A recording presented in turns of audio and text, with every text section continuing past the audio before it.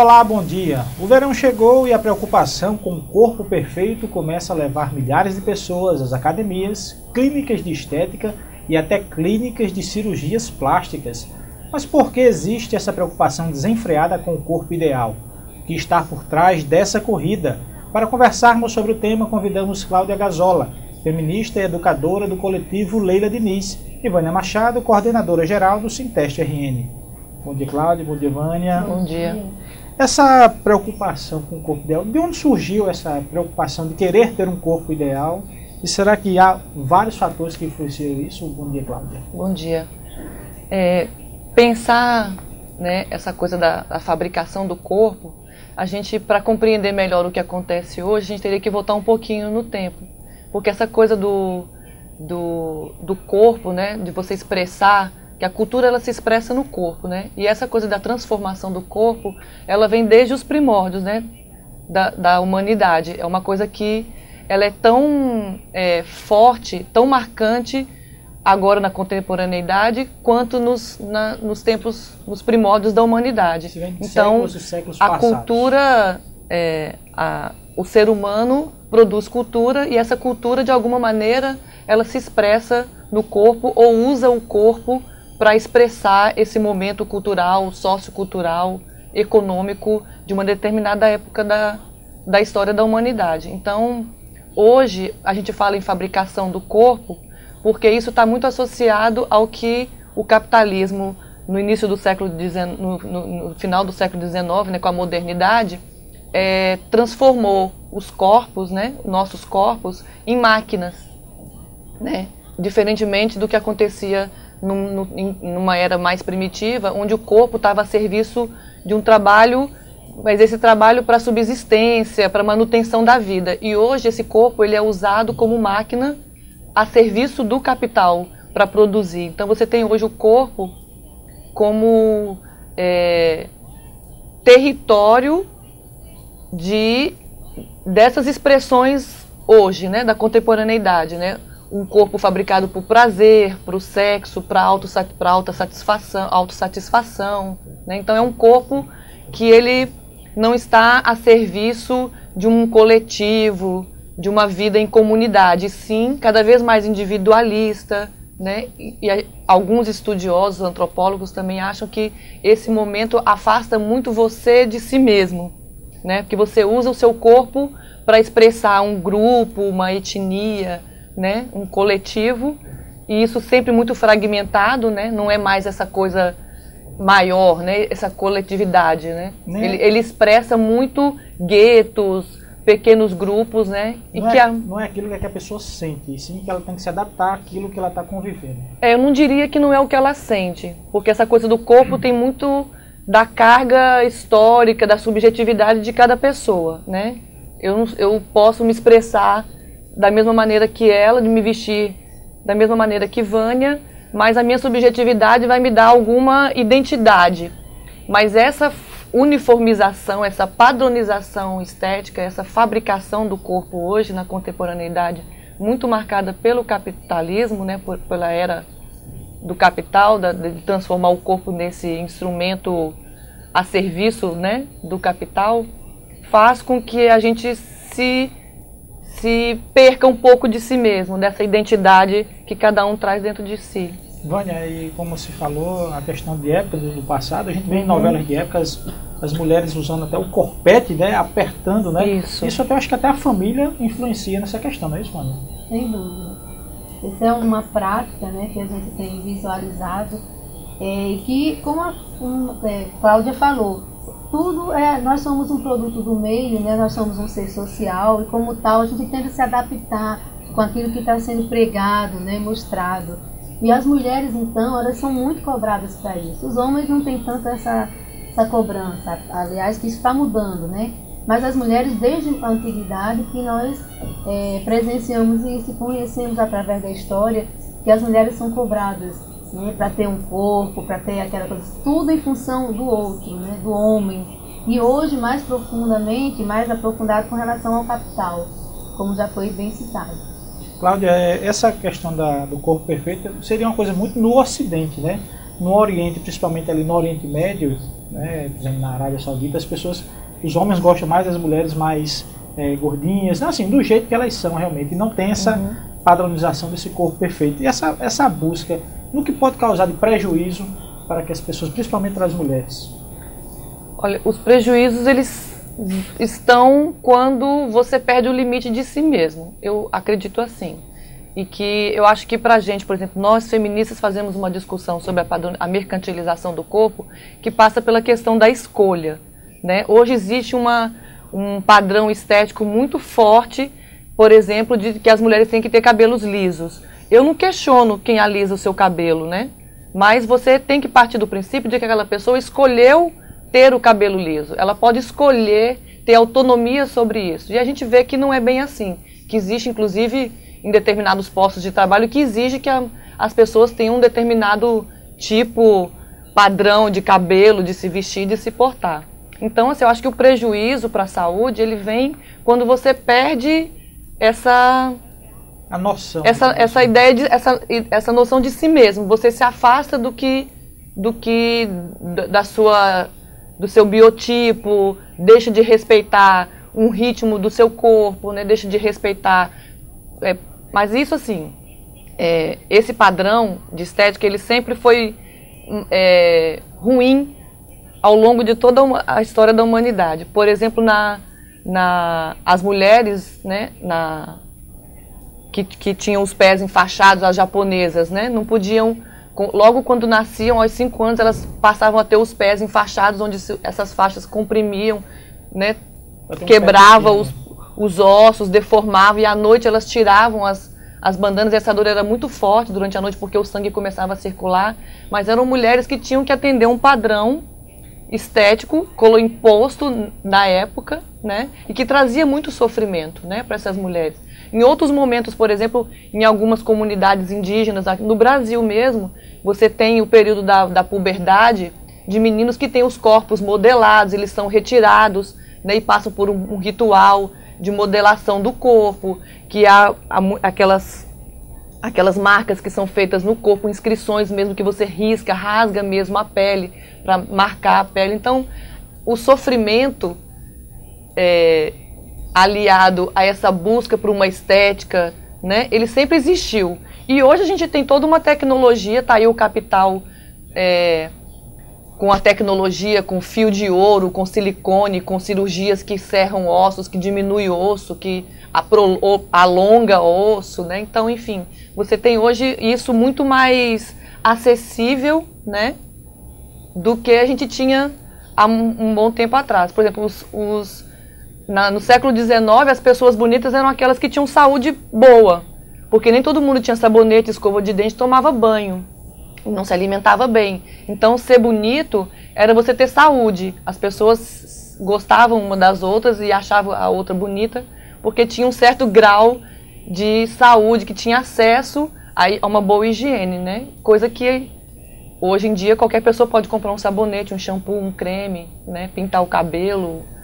Ivânia, esse padrão de beleza que a gente tanto se coloca aqui, pode causar, principalmente na mulher, Cláudia também poderia responder, uma questão de depressão, poderia levar a depressão e um mal bem maior, não é isso? Sem dúvida. Esse é o problema maior. É de que a gente tem essa preocupação de que as coisas não afetem, né, o emocional, que aí vem a questão da depressão. Que as pessoas existem pessoas com biotipos que jamais vão conseguir alcançar esse padrão. Então isso é muito ruim, quando na realidade o ser humano foi feito para ser valorizado pelo que ele é, como pessoa, né? Isso é mais importante. Então a gente não pode deixar se vencer por isso. Né? Nós, enquanto seres humanos, né, um ser social, a gente não pode deixar que essa ditadura nos atinja de tal forma que venha afetar o nosso emocional, a nossa saúde. E a gente que trabalha na área de saúde sabe o quanto é importante e quantas pessoas poderiam estar livres, né, dessa doença. São pessoas belas e às vezes não se sentem belas porque está focado naquele padrão, se olha para aquilo ali, quando as pessoas têm outras belezas, e a principal que a gente tem que chamar a atenção é a beleza interior. Essa é que a gente tem que procurar formas de estar bem interiormente, de estar mostrando isso para as pessoas e fazer outras pessoas se sentirem assim. E esse é o papel da nossa entidade sindical, da gente estar chamando isso dentro dos movimentos sociais. Agora vamos para um rápido intervalo e voltamos em 1 minuto, não sai daí.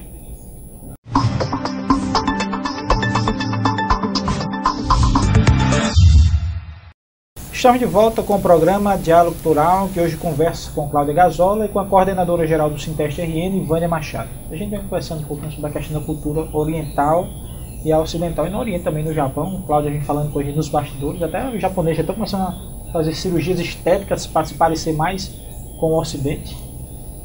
Porque essa coisa de fabricar o corpo, né, é um modelo hegemônico de quem detém o poder econômico hoje no mundo, né? Então quem tem esse poder econômico é que dita as regras, que dita a norma, o padrão vigente.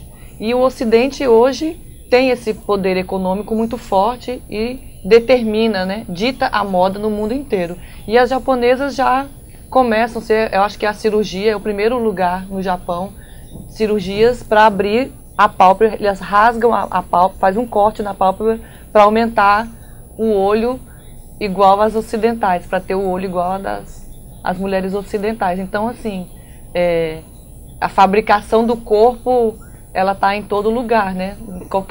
Em lugares, uns mais fortemente isso, né? E outros menos, mas você pode dizer hoje que o mundo está bem dominado por esse padrão de beleza ocidental. E a mídia, Vânia, você acha que influencia muito com relação a isso, principalmente para crianças? Sem dúvida. A mídia, ela é um forte influenciador, porque ela tem utilizado programas infantis, né, pessoas que fazem essa ligação, né, da mídia com a criança através dos programas, influencia desde a criança, né? Então a família, essa mãe futura, ela é aquela criança anterior, e isso vai levando para os seus filhos. Então é uma coisa que é proporcional à medida que as pessoas estão mais ligadas à TV, né? Então a mídia televisiva, ela é muito forte.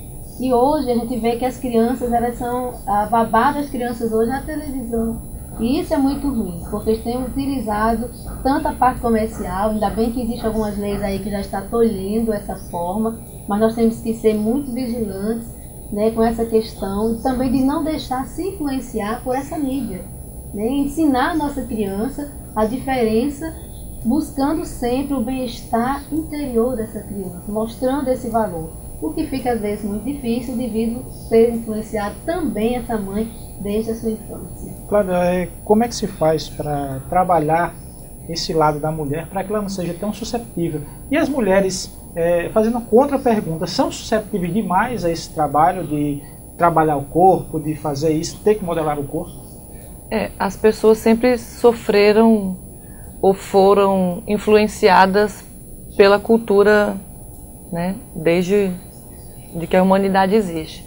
Mas eu acredito que isso é muito mais forte nas mulheres, talvez por essa associação do lugar das mulheres, associar as mulheres à natureza, não só pelo fato do corpo, né, ser diferenciado, mas da gente ter a maternidade no nosso corpo, diferente dos homens, né? E isso essencializa esse lugar. São diferenças biológicas, mas que a cultura cria essa desigualdade, cria essa diferença e coloca as mulheres nesse lugar. Então existe todo um padrão, um estigma que mulheres de quadris largos, né, e seios fartos seriam as mulheres mais aptas a reproduzir, né? Essa coisa associar mesmo a questão da natureza, né? Que os animais... engraçado que na natureza os machos normalmente é que são mais chamativos para atrair as fêmeas, né? E aí no caso das mulheres, esse padrão de beleza, ele é muito forte também por conta dessa cultura machista, né? De uma cultura patriarcal, né? Das mulheres serem as que seduzem, serem as que trazem com elas essa coisa do charme, do encantamento, da delicadeza, né? De que tem que atrair os homens e que tem que ser feminina, né? Então isso tem ainda, tem pessoas que estudam sobre isso, antropólogos, que falam que apesar da gente ser uma sociedade que vive, que produz cultura, a gente ainda é muito influenciado pelos nossos instintos, né? Então isso a gente traz ainda que não aqui eu dizendo isso, que eu seja a favor dessa coisa do instinto, né, de essencializar a vida, muito pelo contrário. Eu acho que a gente tem sim que questionar a cultura que a gente vive, que oprime, né, que faz com que as mulheres se sintam obrigadas a seguir um padrão de beleza para serem aceitas nos grupos, a serem aceitas pelos homens, a serem aceitas no trabalho, até mesmo entre as mulheres, né? Então, eu acho que o trabalho que o Leila Diniz faz nesse sentido é de dar autonomia, de empoderamento e de fortalecimento dessa mulher para ela decidir o que é melhor para ela. Que ela possa questionar esse lugar que é imposto, né? Desse padrão de beleza que é imposto. Não tem muito uma regra de como é que você faz isso, mas eu acho que você questionar por que você tem que ter o cabelo igual a outra, eu acho que é importante, né? Você questionar que você não precisa ser magra para conseguir um trabalho, é importante também a gente questionar, né? Vânia, fica até importante essa colocação rapidinho. O mercado de trabalho também faz com que a mulher tenha, exige, digamos assim, um padrão de beleza para que ela possa ser aceita.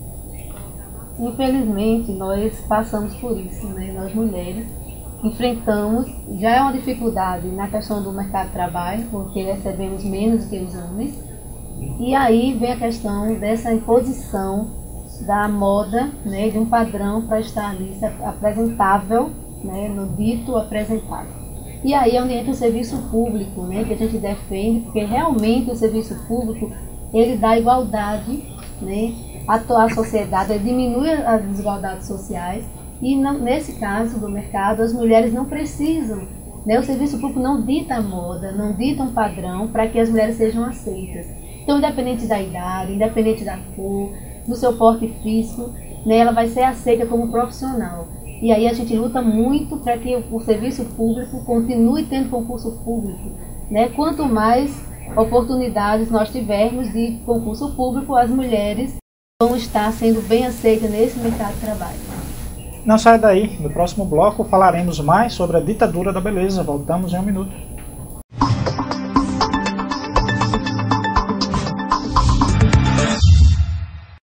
Estamos de volta com o programa Diálogo Plural, que conversa hoje com a educadora do coletivo Leila Diniz, Cláudia Gazola, e com Vânia Machado, coordenadora geral do Sinteste RN.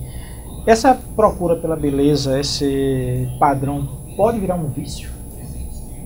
Eu acho que sim, um vício no sentido de que essa coisa obsessiva pode se transformar numa doença, né? Eu acho que vira um processo de busca incessante, é uma coisa meio mesmo obsessiva, né? Pelo padrão de beleza, que eu acho que é onde você começa a perder aí a noção da sua constituição física, da capacidade do seu corpo para atingir um ideal, né? Um padrão de beleza. Um exemplo que a gente poderia dar seriam as modelos? Sem dúvida. Hoje você tem inclusive sites na internet que dizem, né, e propagam a ideia da anorexia, né? Que o que é belo é aquele corpo magro, esquálido, né? Sem muita consistência, né? E eu acho que esse padrão, ele é muito hoje, eu diria que a moda hoje é quem determina essa transformação, essa fabricação dos corpos hoje no mundo. É a indústria da moda que faz com que as mulheres estejam aí obcecadas por um corpo magro, alto, né?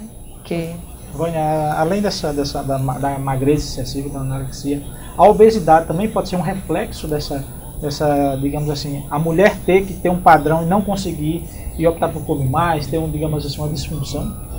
Algumas mulheres engordam pela questão da ansiedade, né? Na busca desse corpo perfeito, ela se olha frente ao espelho e verifica que a sua estrutura física não vai lhe permitir nunca, né, alcançar aquilo. Então, para ela ser bem aceita, como o foco que ela está ali, o padrão que ela tem em frente, é muito forte nisso, para que ela possa ser aceita no seu grupo, inclusive até familiar, às vezes a própria família tem umas piadinhas, né, desde criança, alguns familiares ficam dizendo, você é isso e aquilo, e a pessoa fica naquela busca, ao invés de estar na busca pela saúde.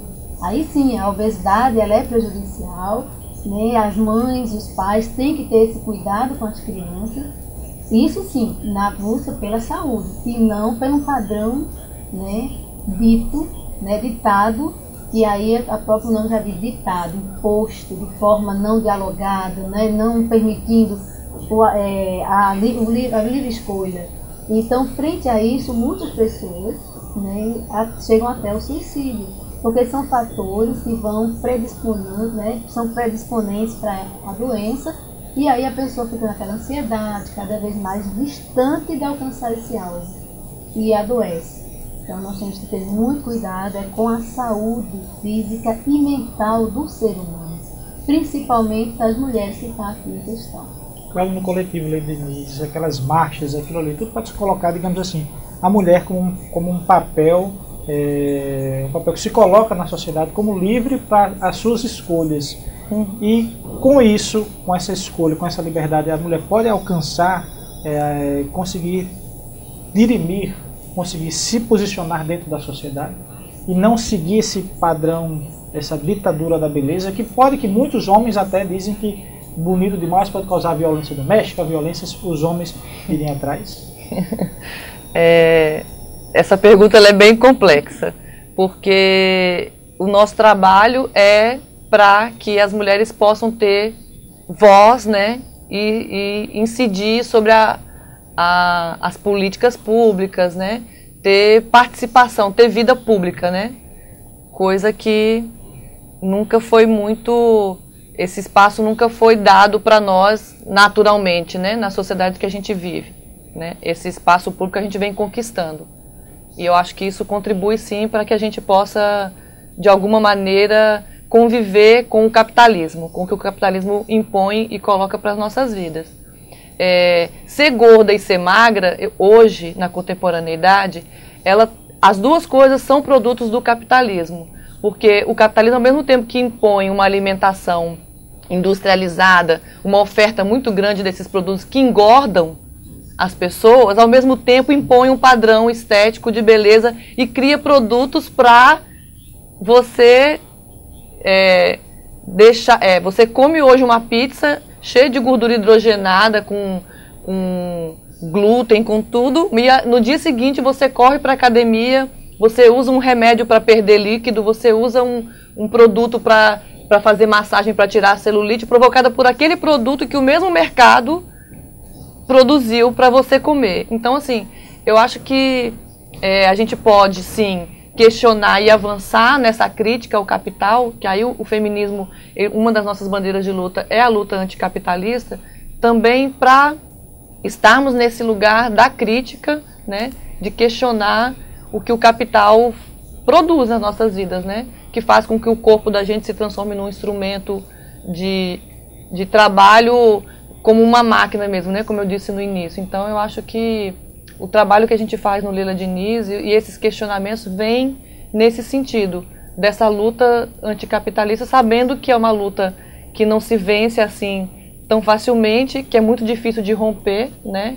Não vou negar que o capitalismo trouxe muitos benefícios para a sociedade contemporânea, claro, né? Não seria tão leviana em afirmar isso, mas por outro lado, ele aprisiona, né? Ele escraviza, né? Ele usa o corpo não só das mulheres, mas dos homens também. Os homens, esse mercado da moda, eu acho que são formas do capitalismo se reinventar e de se realimentar, né? Porque ele vai criando padrões e vai criando nichos de mercado que a gente chama, né? Mercado para a mulher negra, nicho de mercado para a terceira idade, nicho de mercado para a comunidade gay, nicho de mercado para os homens que querem ficar mais bonitos, parecerem mais jovens. Então, o nosso trabalho no Lila Diniz e no movimento feminista é de questionar não só o lugar das mulheres, né, e o impacto do capitalismo na vida das mulheres, mas também na sociedade como um todo. Vânia, a Cláudia falou uma coisa interessante sobre a questão do homem. A gente falou muito sobre a questão da mulher, mas também existe uma pressão muito grande para que o homem tenha um corpo perfeito também para ir à praia, ir à academia. Quer dizer, isso também traz uma dificuldade também para o público masculino. Os homens estão agora inseridos nesse contexto, né? Se bem que de forma bem menos do que as mulheres, né? As mulheres a forma bem mais acentuada e a longo tempo. hoje é que está se cobrando isso do homem, né? Exatamente pela questão do mercadológico, do capital que está aí avançando nessa questão da indústria farmacêutica, de beleza. Então, para gerar tudo isso aí, não só as mulheres, mas os homens também. Mas a gente tem que lutar com relação a isso, para que nem homens nem mulheres sejam assim submissos a essa forma, né? E que os homens continuem sendo belos como são, né? As mulheres também, mas sem se deixar vencer por isso. Nós estamos chegando ao final do nosso programa, o Diálogo Plural. Agradecendo a presença de Cláudia Gazola, do Movimento Líder de Início. 30 segundinhos aí para a gente terminar o nosso programa. Eu agradeço a oportunidade de poder falar sobre esse assunto, né? E dar os parabéns pelo programa, tá? Obrigada. Vânia, rapidinho. Que sejamos homens e mulheres livres, né? E com potenciais de ser um ser humano melhor para o outro, sem ser apenas pela beleza. E o Diálogo Plural fica por aqui. Se você quiser mais informações sobre o programa, acompanhe as nossas atualizações pelo Twitter, o @SintesteRN, no nosso site www.sintestrn.org.br ou na nossa fanpage no Facebook, que é o facebook.com/SintesteRN. Agradecemos a sua companhia e até o próximo sábado.